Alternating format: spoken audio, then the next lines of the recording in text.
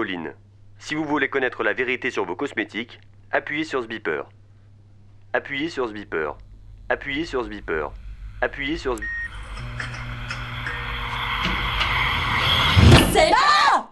Non mais putain, mais vous sortez d'où vous? Pardon. Mais vous êtes malade? Non mais je veux dire, qui débarque chez les gens comme ça là? Vraiment Non pas. mais Je suis vraiment désolée.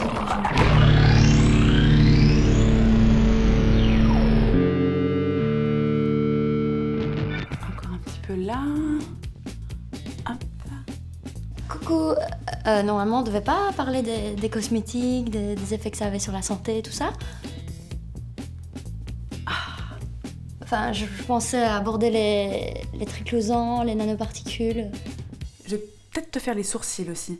Depuis quelques années, le monde merveilleux des cosmétiques est colonisé par des troubles faits. Les nanoparticules, ce sont des particules dont la taille est inférieure à celle d'une cellule, c'est-à-dire qu'elles sont très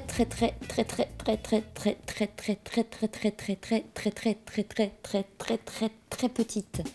On peut trouver des nanoparticules dans des crèmes solaires, des crèmes de jour, du maquillage ou des dentifrices. L'industrie les utilise sous forme de poudre ou de gel pour améliorer la texture, la couleur ou la tenue de leurs produits. On en trouve aussi dans certains aliments comme des bonbons, des chewing-gums ou des fromages industriels.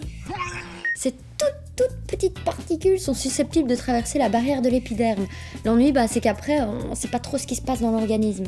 On les pense aussi capables d'augmenter le nombre de radicaux libres, les trucs qui filent le cancer, et de provoquer des altérations, voire des mutations de l'ADN. Un peu comme Spider-Man, mais sans les pouvoirs. Mary Jane. Les nanoparticules de dioxyde de titane sont utilisées en cosmétique pour rendre les produits plus brillants ou les crèmes solaires plus transparentes. L'Agence sanitaire française les a classés parmi les cancérigènes 1B. C'est pas une très bonne note. Oh, et on trouve aussi de l'aluminium dans les déodorants. Sympa, hein? Comme pour beaucoup de produits industriels, il n'y a pas encore assez d'études sur leur potentielle toxicité. Et leur étiquetage est obligatoire que depuis 2013. Donc du coup, on en utilise mais on ne sait pas vraiment ce que ça peut nous faire. L'ONG Les Amis de la Terre a publié un rapport en 2009 qui dénonce le manque d'analyse sur le sujet. Et les quelques études ont pu montrer que plus les nanoparticules sont petites, plus leur capacité à pénétrer les tissus humains augmente. Le triclosan, lui, est un produit de synthèse utilisé comme antibactérien dans le dentifrice, par exemple. Il a récemment fait scandale puisque des études ont montré qu'il pouvait perturber le fonctionnement de la thyroïde. Les cosmétiques font partie des éléments les plus intimes de notre quotidien. Donc il y a quand même un petit problème si certains d'entre eux sont potentiellement toxiques. En attendant que les études appropriées puissent se faire, on vous propose d'appliquer un principe de précaution simple, à commencer par lire les étiquettes. Consommer mieux, c'est faire attention à ce qui compose nos cosmétiques. Et le must, c'est les cosmétiques 100% d'origine naturelle. C'est aussi abordable et efficace que les cosmétiques chimiques.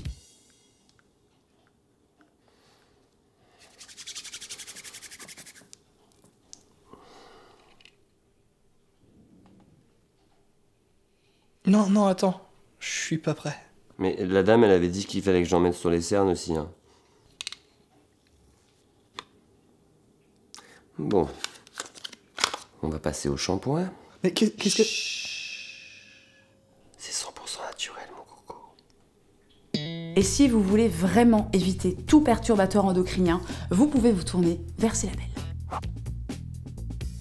Il était aussi possible de faire ses cosmétiques soi-même. Déjà, ça fait des économies et en plus, pas besoin d'être chimiste pour y arriver. Aujourd'hui, le petit cadeau du jour, on vous laisse avec un tuto déo. Coucou tout le monde. Aujourd'hui, on se retrouve pour une vidéo un peu particulière. On va apprendre à faire un déodorant naturel soi-même. Pour cela, on a besoin de un récipient en verre propre, 100 g d'huile de noix de coco, 60 g de bicarbonate de soude, 40 g de fécule, 10 gouttes d'huile essentielle de lavande et 10 gouttes de palmarosa. Faites fondre l'huile de coco au bain-marie, ajoutez le bicarbonate, la fécule et les huiles essentielles, bien mélanger, versez dans votre pot et laissez refroidir. Maintenant, je vais appliquer le déodorant sur mon aisselle. Puis, je vais demander l'avis d'un professionnel. Colline ?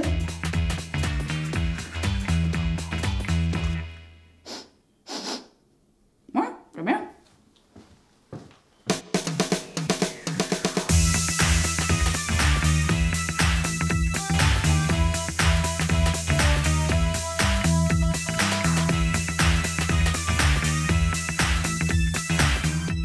Allez, vas-y, clique sur le beeper. Vas-y, clique sur le beeper, vas-y. Clique sur le beeper. Allez, vas-y, clique sur le beeper, là.